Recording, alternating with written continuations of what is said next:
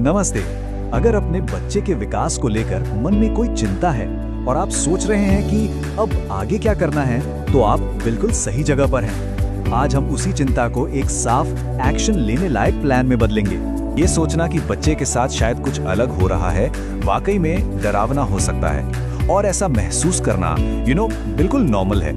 पर प्लीज ये जान लें, इस सफर में कोई भी अकेला नहीं है। बहुत से माता पिता इस रास्ते से गुजरे हैं और मदद और सपोर्ट मौजूद है। तो इस चिंता का क्या करें? हमारा मकसद सीधा सा है, उस उलझन भरी चिंता को एक बिल्कुल साफ प्लान में बदलना। अपने बच्चे को आपसे बेहतर कोई नहीं जानता। वो जो दिल में एक आवाज उठती है ना, वो जो गट फीलिंग होती है, वो बहुत मायने रखती है। अगर आपको लग रहा है कि कुछ ठीक नहीं है, तो बोलिए। अपनी चिंता को जाहिर करना ही सबसे पहला और सबसे जरूरी कदम है। बच्चे के विकास के जो आम मील के पत्थर यानी माइलस्टोन्स होते हैं, उन्हें समझना हमें यह साफ साफ बताने में मदद करेगा कि हमारी चिंता असल में है किस बारे में। इस सफर में कुछ आम पड़ाव होते हैं जिन्हें हम मील के पत्थर कहते हैं। इन्हें कोई पक्के नियम मत समझिए, ये बस एक गाइड की तरह हैं जो हमें रास्ता दिखाते हैं। तो चलिए पहले साल पे नजर डालते हैं। इस उम्र तक हम उम्मीद करते हैं कि बच्चा अपना नाम सुनकर पलटता है, लुका छिपी जैसे छोटे मोटे खेल एंजॉय करता है, उंगली से इशारा करके चीजें बताता है और शायद मामा या दादा जैसे वो प्यारे से पहले शब्द भी बोलने लगता है। फिर आता है दूसरा साल। यहाँ से तो चीजें और भी मजेदार होने लगती हैं। बच्चे छोटे नकलची बन जाते हैं, छोटे छोटे इंस्ट्रक्शन समझने लगते हैं और बिस्कुट जैसे दो शब्दों को जोड़कर अपनी मांगे भी रखना शुरू कर देते हैं।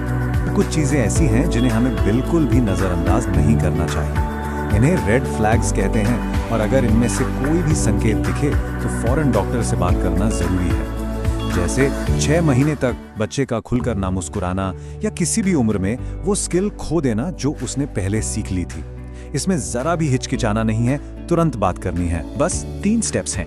पहला, आपकी जो भी चिंताएं हैं, छोटी से छोटी भी, सब एक जगह लिख लीजिए। दूसरा, mChatR जैसा एक ऑनलाइन स्क्रीनर पूरा करके अपने साथ ले जाइए। ये बस कुछ सवालों का एक फॉर्म है। और तीसरा, अगर आपके मन में अभी भी कोई शक है तो एक स्पेशलिस्ट के लिए रेफरल मांगने से बिल्कुल मत डरिए कि ये कोई डायग्नोसिस नहीं है, ये बच्चे पर कोई लेबल नहीं लगा रहा है।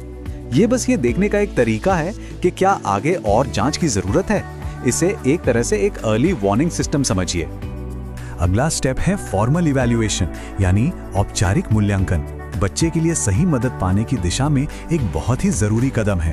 अपॉइंटमेंट के इंतजार का जो समय होता है ना, उसे बर्बाद नहीं करना है। इस समय का सही इस्तेमाल किया जा सकता है।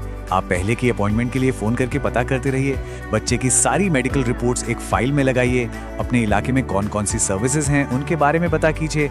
और सबसे जरूरी बात, अपने बच्चे के साथ खेलते रहिए। खेल ही तो बच्चों का काम है और वो इसी से सबसे ज्यादा सीखते हैं। अर्ली इंटरवेंशन यानी कि शीघ्र हस्तक्षेप, यहीं पर असली बदलाव आता है। किसी भी मदद को जल्दी शुरू करने से बच्चे के भविष्य पर बहुत बड़ा और पॉजिटिव असर पड़ सकता है। तो एक अच्छे प्रोग्राम में क्या देखना चाहिए? कुछ खास बातें हैं। वहां के थेरेपिस्ट अच्छी तरह से ट्रेंड होने चाहिए। प्रोग्राम का फोकस सोशल भाषा और खेल जैसी जरूरी स्किल्स पर होना चाहिए। और ये पक्का करना कि माता पिता के तौर पर आपको भी इस प्रोसेस में शामिल किया जा रहा है। आपने शायद इंटेंसिव इंटरवेंशन शब्द सुना होगा। हफ्ते में 20 या उससे ज्यादा घंटे की थेरेपी सबसे ज्यादा असर दिखाती है। हाँ, ये एक बड़ा कमिटमेंट है, लेकिन इसके नतीजे भी उतने ही बड़े हो सकते हैं। आज की इस पूरी बातचीत से सिर्फ एक बात याद रखनी हो तो वो क्या होगी? बस यही, जल्दी कार्रवाई करें। अगर आपके मन में जरा सी भी चिंता है तो इंतजार मत कीजिए, उस पे एक्शन लीजिए। ये सबसे अच्छा तोहफा है जो कोई भी माता पिता अपने बच्चे को दे सकता है। आपकी वो जो गट फीलिंग है ना, वो सही है, उस पर भरोसा कीजिए और जल्दी एक्शन लीजिए।